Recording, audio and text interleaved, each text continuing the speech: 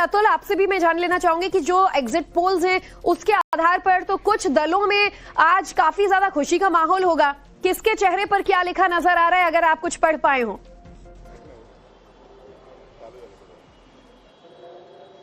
देखिए, मैं आपको सीधे इस समय के ईस्ट वार्ड जो अंधेरी ईस्ट का है वहां पर जो पोलिंग बूथ के बाद काउंटिंग का जो है सेंटर बनाया गया है उसकी तस्वीरें दिखा रहे हैं। हालांकि चूंकि सिक्योरिटी कंसर्न होता है, इस वजह से जिस रास्ते पर हम मौजूद हैं उसे दोनों तरफ से बैरिकेड करके बंद कर दिया गया है। जो कार्यकर्ता हैं उनको फिलहाल किसी भी पार्टी के यहां पर आने की इजाजत नहीं है।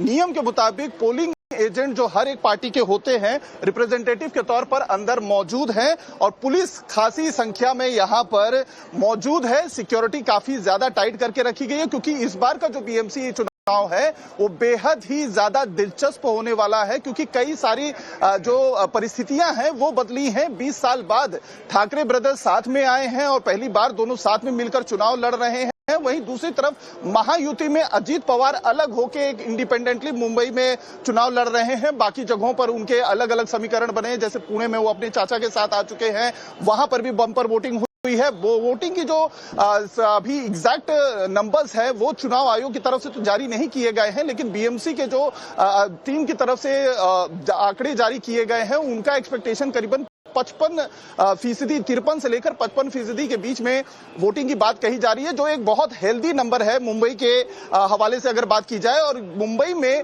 आज सत्ता में कौन काबिज होगा इसका फैसला हो जाएगा। कुछ ही क्षण बाकी हैं वोटिंग की, जो वोट पड़े हैं उसकी काउंटिंग शुरू होने के लिए, इसलिए हलचल यहां पर बहुत ज्यादा है।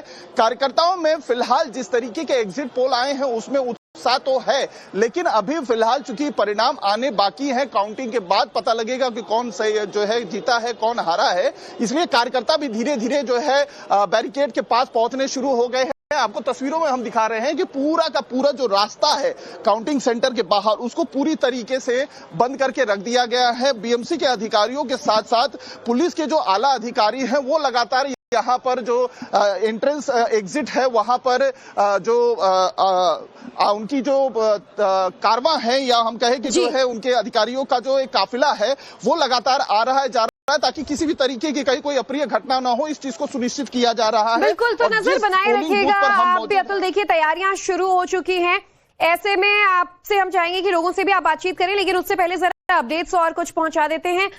बीएमसी इलेक्शन के पोल ऑफ पोल्स के आंकड़े हम अपने दर्शकों को दिखाने जा रहे हैं। तो बीजेपी, शिवसेना, यूबीटी, कांग्रेस से लेकर सभी दलों को क्या आंकड़ा मिल रहा है ये हम बताएंगे। तो देखिए, आप इस वक्त टीवी स्क्रीन पर अगर ध्यान से देखें तो आप पोल ऑफ पोल्स के जरिए समझ सकते हैं बीएमसी चुनाव 2026 के नतीजे। बीजेपी को टाइम्स नाउ, जेवीसी, एक्सिस, माई इंडिया, जेडीएस, डीवी रिसर्च के जरिए जो एक ओवरऑल एस्टिमेट मिल रहा है वो है 123 से 143 सीटों पर जीत का। तो वहीं शिवसेना, यूबीटी को 56 से 70 सीटों का, ये एक ओवरऑल अनुमान तमाम बड़े पोल्स का है। अब कांग्रेस 17 से 23 पर सिमट सकती है ऐसा अनुमान जताया जा रहा है। तो बाकी के जो छोटे दल हैं जिसमें एआईएमआईएम से लेकर बाकी तमाम दल शामिल हैं वो 8 से 15 सीटों पर अपनी जीत हासिल कर सकते हैं। तो देखिए, ये पोल ऑफ पोल्स के जरिए भी एक तस्वीर साफ होती नजर आ रही है जो न सिर्फ मुंबई बल्कि महाराष्ट्र की दिशा और दशा को आगे के लिए तय करेंगे। तो अब चलिए हम आपको पोल ऑफ पोल्स के जरिए जरा एक बार फिर ये एग्जिट पोल समझा देते हैं कि मुंबई में मेयर किसका बनेगा, तस्वीर बीएमसी की क्या होने वाली है। तो अब ये जो तमाम बड़े एग्जिट पोल होते हैं, आप देखिए टाइम्स नाउ, जेवीसी का ये जो एग्जिट पोल का नतीजा रहा, एक्सिस माई इंडिया का, जेडीएस का, डीवी रिसर्च का, इन सभी का एक आप एवरेज अनुमान समझेंगे तो बीजेपी और गठबंधन जो है वो 123 से 143 पर सिमट सकता है। और वहीं अगर आप शिवसेना, यूबीटी, ठाकरे ब्रदर्स के साथ आने के बाद इनका एग्जिट पोल समझें, पोल ऑफ पोल्स जो है वो 56 से 70 पर एक जो एवरेज निकल रहा है सीटों पर सिमट सकते हैं, यानी कि बहुत बड़े आंकड़ों की तरफ जाते नहीं नजर आ रहे हैं ठाकरे ब्रदर्स साथ आने के बावजूद। बहरहाल काउंटिंग कुछ ही देर में शुरू होगी और तस्वीरें भी साफ होंगी। तो वहीं कांग्रेस का क्या हाल मुंबई में रहने वाला है, 17 से 23 सीटों पर कांग्रेस सिमट सकती है। और ऐसे में आप बाकी छोटे दलों का या निर्दलियों का बात करें तो 8 से 15 जो पोल ऑफ पोल्स है वो सीटें देता नजर आ रहा है। रुचा हमारी सहयोगी भी हमारे साथ वर्ली से जुड़ी हुई हैं।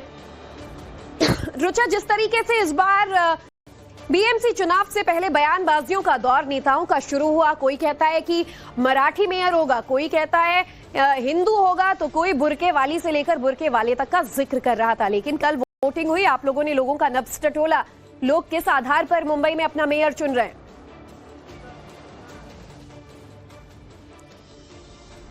देखिए, जरूर पॉलिटिकल पार्टी से खास करके ठाकरे बंधु से जो बात आगे रखी गई, जो मराठी मानुस का मुद्दा रखा गया, वो एक डिसाइडिंग फैक्टर हो सकता है। लेकिन जिस तरह से हमने कल वोटर टर्नआउट देखा, जिस तरह से हम जो डोमिनेंट शिवसेना का, अनडिवाइडेड शिवसेना का एरिया था, वहां पे हमने जब देखा, तब मराठी वोटर्स की संख्या, टर्नआउट हमें उतना नजर नहीं आया। और जिस तरह से अर्बन एरियाज का हम अगर बात करें तो ये सिर्फ 54% का वोटिंग टर्नआउट हुआ है। अभी तक हमें जो इन्फॉर्मेशन मिल रही है स्टेट इलेक्शन कमीशन के द्वारा, 52.94% कल वोट हुआ है, और जो कि एक अर्बन सिटी के लिए थोड़ा डिसअपॉइंटिंग है। और ये देखना भी जरूरी होगा कि क्या इसमें मुंबई में कोई बदलाव आएगा या वही सरकार कंटिन्यू रहेगी। पिछले 30 साल ठाकरे, खास करके उद्धव ठाकरे की पार्टी ने इस बीएमसी पे राज किया है, और अब ये सत्ता क्या कोई और